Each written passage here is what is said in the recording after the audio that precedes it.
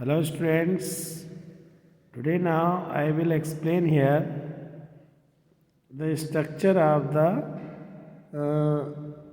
excretory system and first part of the excretory system is here kidney. Student, each kidney is a reddish brown bean shaped structure and these are situated in dorsal inner wall of abdominal cavity. Student, kidney क्या है? सबसे first thing is here. Kidney is a excretory organ which help to excrete the nitrogenous based. You can say that kidney is a organ which help to form the urine and purify the blood. Student, there are two kidneys present in our body. One is left side, second is right side.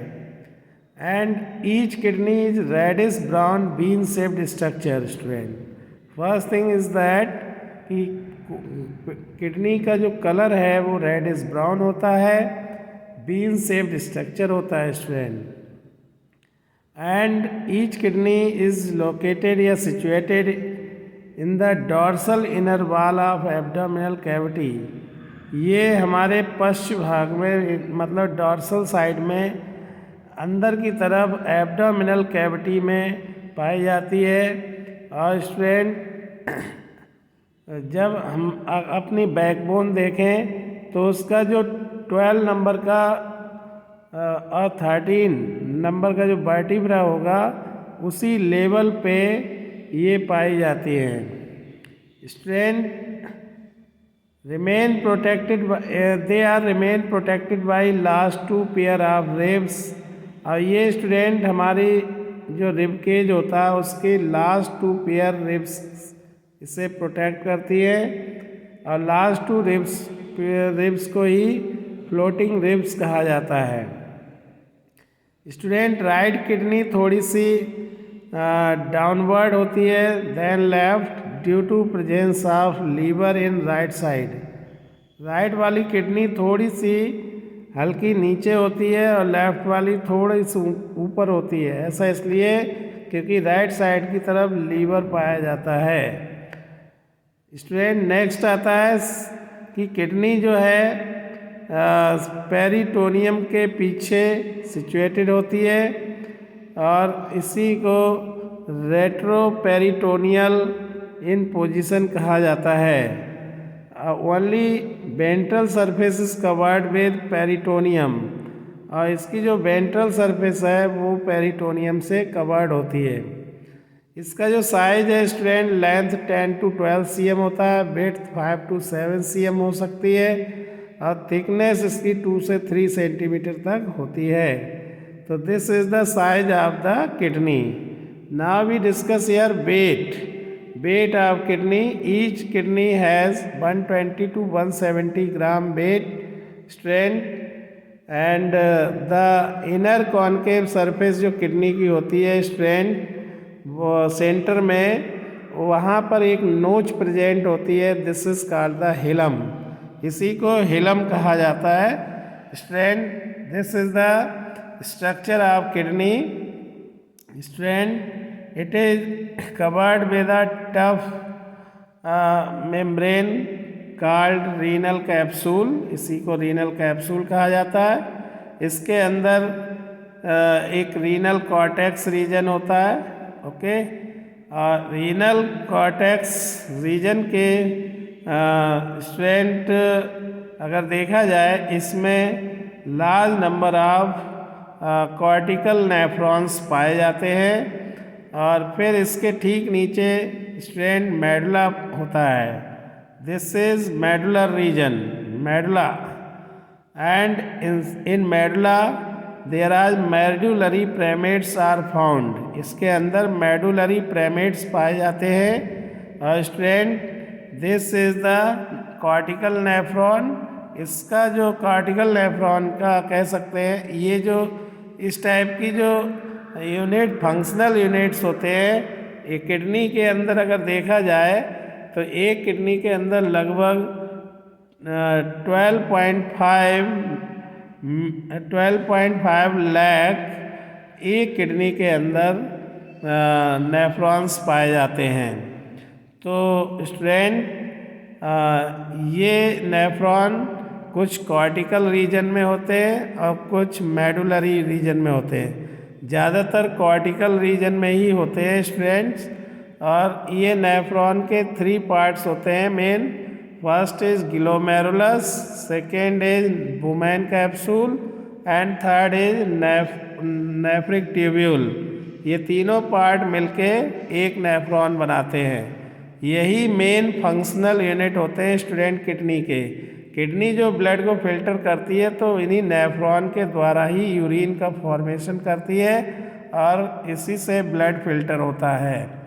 तो student यहाँ पर आप देखेंगे इसकी inner surface की तरफ inner concave surface होती है। सेंटर में एक नोच होती है जिसके through blood vessels, renal artery, renal vein and ureter जो है वो इसके अंदर एंटर करता है या इमर्ज आउट होता है स्टूडेंट।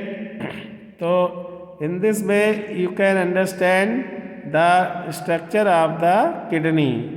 किडनी में एक बार मैं फिर से एक्सप्लेन कर रहा हूँ स्टूडेंट। एक कैप्सूल होता है जिसके चारों तरफ से कवर्ड किए रहता है, that is called the renal capsule, okay. And inside it renal cortex is present and renal cortex के अंदर रीनल कॉर्टेक्स के बाद रीनल मेडुला प्रेजेंट होता है स्टूडेंट। इस रीनल मेडुला में बहुत से मेडुलरी प्राइमेट्स प्रेजेंट होते हैं और यूरिन कलेक्टिंग डक्ट यहाँ पे प्रेजेंट है। और स्ट्रेंट फिर अगर देखें तो रीनल पेल्विस, फिर यूरेटर, ये पार्ट्स होते हैं एक किडनी के अंदर। Strength each kidney consist of about 12.5 lakh nephrons. Okay student, these are the main functional part of the kidney. Now student हम अब डिस्कस करेंगे यहाँ पे कि जो toward the centre of inner concave surface of kidney, kidney की जो inner concave surface के सेंटर में एक नोच प्रेजेंट होती है, this is called hilum, through which ureter, blood vessels and nerves enter, जिसके थ्रू यूरेटर, ब्लड वेसल और नर्व्स एंटर करती हैं।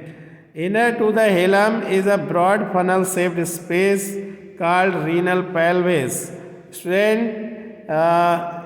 हिलम के इनर साइड में एक फनल शेप्ड स्पेस होता है, उसी को रीनल पेल्विस कहा जाता है। इसके साथ रीनल पेल्विस में कुछ प्रोजेक्शंस भी होते हैं जिन्हें कैलिसिस कहा जाता है। और किडनी की आउटर लेयर को स्ट्रेंथ जो बहुत टफ होती है उसी को रीनल कैप्सूल कहते हैं। किडनी के अंदर या inside the kidney there are 2 zones, 2 zone होते हैं। एक कार्टेक्स होता है, आउटर कार्टेक्स, और इनर की तरफ मेडुला पाया जाता है। मेडुला स्टूडेंट, मेडुला के अंदर कुछ कोनिकल मासेस होते हैं, कोनिकल मासेस में डिवाइड होता है, this is called the medullary pyramid, जिसे मेडुलरी पिरामिड कहा गया है। और ये प्रोजेक्टिंग इनटू अ कैलिसिस, और जो कैलिक्स की तरफ प्रोजेक्ट करता है। फिर strength cortex extend in between the medullary pyramid, cortex extend करता है बिटवीन मेडुलरी पिरामिड और एज रीनल कॉलम। इस रीनल कॉलम के रूप में एक मेडुलरी पिरामिड्स के बीच में कॉर्टेक्स एक्सटेंड करता है, this is called the column of Bertini, इसी को कॉलम ऑफ बेटनी भी कहा जाता है। तो student this is the main point of the kidneys. ये केवल किडनी के बारे में कुछ पॉइंट्स हैं, you have to learn, and this is the structure of the kidney, you just draw it. Now we discuss here next topic, nephron. Nephron क्या होता है student? Nephron is a functional unit of kidney and each kidney has nearly 1 million complex tubular structure called nephron। और each kidney के अंदर यहाँ पे लगभग 10 लाख बताया गया, लेकिन एक्चुअल नंबर 1.25 मिलियन तक होता है। स्ट्रेंथ इन्हीं को फंक्शनल यूनिट्स कहा गया है। किडनी के अंदर अगर हम देखें तो मेन फंक्शनल यूनिट होता है तो वो नेफ्रॉन होता है। And each nephron has 2 main parts strength. First one is, अगर हम यहाँ पे इस टाइप से भी देखें तो नेफ्रॉन के 2 मेन पार्ट होते हैं, एक कॉर्टिकल नेफ्रॉन, अगर हम देखें नेफ्रॉन के अगर बेसिक पार्ट की बात करेंगे तो नेफ्रॉन में स्ट्रेंथ हम 2 मेन पार्ट होते हैं, एक मालपिगियन बॉडी, एक रीनल ट्यूब्यूल। मालपिगियन बॉडी में 2 पार्ट आते हैं, ग्लोमेरुलस और बोमैन कैप्सूल। तो ग्लोमेरुलस और बोमैन कैप्सूल मिलके मालपिगियन बॉडी बनाता है। और रीनल ट्यूब्यूल स्ट्रेंथ इसमें आते हैं 3 मेन पार्ट, एक आता है पीसीटी प्रॉक्सिमल कन्वोल्यूटेड ट्यूब्यूल, और सेकेंड आता है हैनेलेज लूप, और थर्ड आता है DCT distal convoluted tubule. Okay student, तो these are main parts of the nephron. और now we discuss here structure of nephron. Nephron का स्ट्रक्चर किस टाइप का होता है स्टूडेंट? तो देखिए, this is the structure of nephron. Here this is renal artery which bring the impure blood from body, and this is afferent arteriole. This renal artery divide into many afferent arteriole, and this arteriole carry the impure blood and enter in the and this afferent arteriole enter into the nephron, and afferent arteriole divide into many capillaries, and the bunch of capillaries form the glomerulus, and this glomerulus help to filter the nephric filtrate या renal filtrate from the blood, and strength, this is efferent arteriole which carry the strength filtered blood। Filter होने के बाद जो blood बचता है उसको efferent arteriole carry करती है। अब स्टूडेंट यहाँ पर आप देखेंगे जो कप शेप्ड स्ट्रक्चर दिख रहा है, this is called the Bowman capsule. यही कप शेप्ड स्ट्रक्चर को स्टूडेंट बोमैन्स कैप्सूल कहा जाता है। तो स्टूडेंट यहाँ पर अगर हम देखें तो ग्लोमेरुलस और स्टूडेंट यहाँ पर Bowman capsule both help in ultra filtration of blood, जो ब्लड का अल्ट्रा फिल्ट्रेशन करने में हेल्प करते हैं। And Bowman capsule also collect the nephric filtrate and pass to the this is first part of the nephric tubule। this is first part जो nephric tubule का है, this is called the proximal convoluted tubule। this is also known as shortly PCT। अब यहाँ से ये PCT जो है open होता इमर्ज होता है बोमैन कैप्सूल में से और जाकर के ओपन होता है हैनेलेज लूप में। ये जो यू शेप्ड स्ट्रक्चर दिख रहा है student, this is called the Henle loop. यहाँ पर हम बात करेंगे पीसीटी क्या करता है। तो PCT student help in reabsorption of water salt. 80% reabsorption जो होता है वो इसी नेफ्रॉन की वजह पीसीटी की वजह से होता है। यहाँ पर जो हैनेले लूप है स्टूडेंट, इस हैनेले लूप का जो ये डिसेंडिंग लिम्ब है, ये असेंडिंग लिम्ब है। तो डिसेंडिंग लिम्ब जो है ये भी रीएब्जॉर्प्शन में हेल्प करता है स्टूडेंट।